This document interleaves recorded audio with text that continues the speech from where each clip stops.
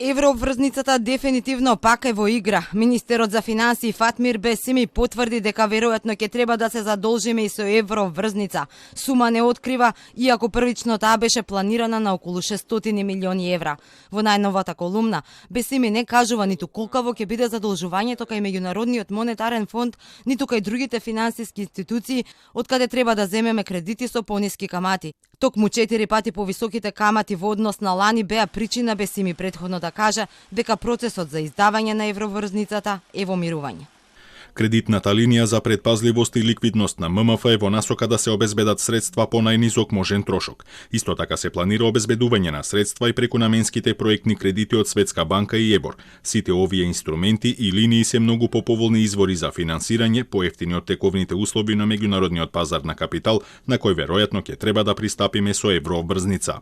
Бесими уверува дека внимателно се следи висината на јавниот долг кој во првиот квартал годинава достигна 7 милиарди и 170 милиони евра, како и неговата одржливост. Експертите пак предупредуваат да внимаваме со кредитите и со тоа како ќе ги трошиме парите. Предупредуваат дека јавниот долг ќе расте, а со тоа и каматите за идните задолжувања. Не би знаел, меѓутоа еве се зборува, веќе сме над 60%, може би одели до 65, над 65%. Еднаш надминатиот јавен долг, верувајте, над 60% за нашата економија пред сметките покажуваат дека треба двојно повеќе време да се врати под 60%. Тоа значи ако ни требало 3 години да стигнеме 4 од тука, ќе ни треба 8-10 години да се вратиме под нивото кој сме го надминали. Бесими во најновата колумна најавува дека со ребалансот на буџетот ќе се крати секаде каде што може, а за да се приберат повеќе пари во државната каса, ќе се пристапи кон примена на стратегијата за даночни реформи, во која има 5 приоритети, меѓу кои и нови даноци. Првиот се однесува на поголема праведност во даночувањето со цел да се обезбеди секој да ја исполнува својата општествена обврска и да го плаќа својот праведен удел од данокот.